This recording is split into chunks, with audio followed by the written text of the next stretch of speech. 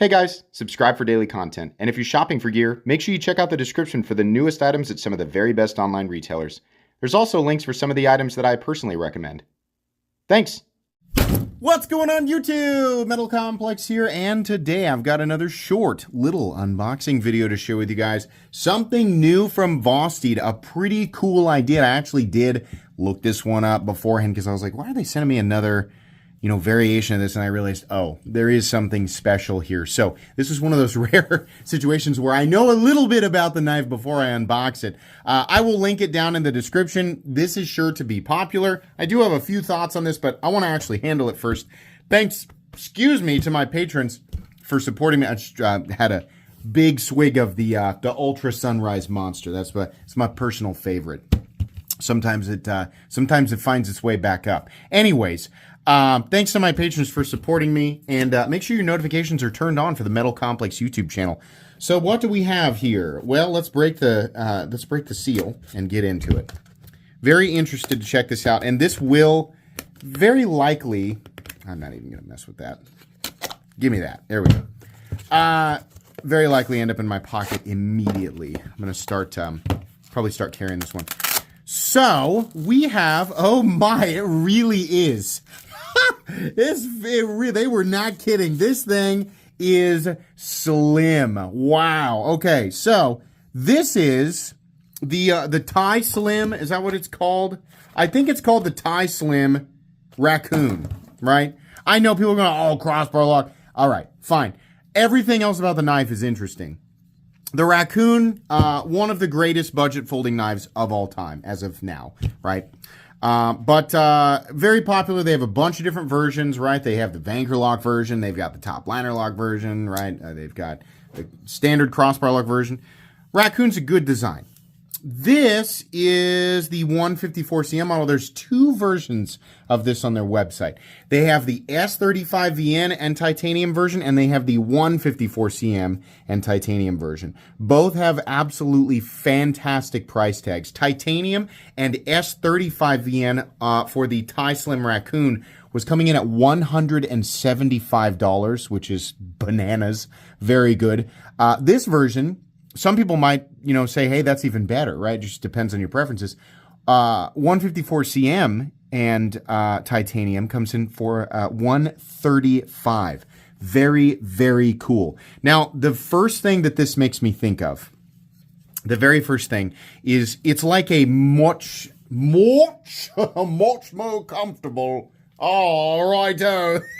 What kind of accent's coming out of my face today? It's a much more comfortable Benchmade Narrows. Like, that's kind of, it's like if the Benchmade Narrows looked better and felt better and was like 1/3 the price. Like, that's kind of what this makes me think of. With this version, it's like 1/4 the price, right?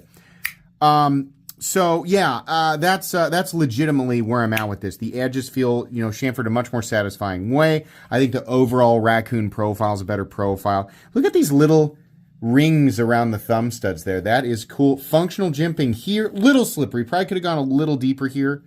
I don't want to simp too hard for Vosteed, right? I'm always singing Vosteed's praises, and I know everybody likes to do the simple cynic. Right? Metal Complex is getting paid by Vosteed to say that they're really good. I'm a detective. I came up with that theory all by myself. Wow, nice job. Or it's always cracks. Sincerely always cracks me up when I hear that, and I know that a lot of people just joke around, but here's the secret. I get paid on pretty much everything that I cover because of either ad revenue or affiliate revenue. So there's really no incentive for me to boost one person over the other, right? But I know not everybody understands that. The truth is that it's much easier for me to simply say exactly what I think. It's much better for me long term, and that's how I got into the position that I'm in. So it's not so much that I'm blowing smoke for Vosteed. It's that they are legitimately that consistently good. When you have, something, you could reduce this and say, okay, so what? It's a slim titanium knife with 154cm and a crossbar lock. We've seen that a million times. yeah, you really got to gloss over the stuff that's important here, like the overall quality and the cost of the final product, and the fact that it's got that cool ultra lightweight compact slim thing. That's the kind of thing. This is the kind of thing, even when I've seen the design before, some similar concept, if the highlight of the object is value versus the competition, then it is absolutely worth celebrating. That is the part that makes it unique, and that's the part that makes me sing the praises of companies like Vosteed, right? They either come out with something completely and totally original, or they take something that's not necessarily original, but they make it really, really good or better than the competition in some specific way, right? So to me, this is honestly like I don't want to say a poor man's, I just had it, the bench made narrow. I don't want to say poor man's narrow. I don't like that. It's just a way, way, way, way, way less expensive version of the Narrows. I mean, admittedly, the Narrows is made in the USA, but it's still overpriced, right? It's a $320 knife masquerading as a $500 knife. But made in the USA in 20 CV versus made in China on 154 cm or S35 VN. But that being the case, right? If you were to do like, is it the correlative pricing? I think this comes out better by like percentage, right? Factoring in the cost of labor in China versus USA and the actual the end product here. I think this is way more spectacular. Now, enough with the glazing. Something that could make this product infinitely more appealing would be one of two things. Crossbar locks themselves, there's nothing wrong with them.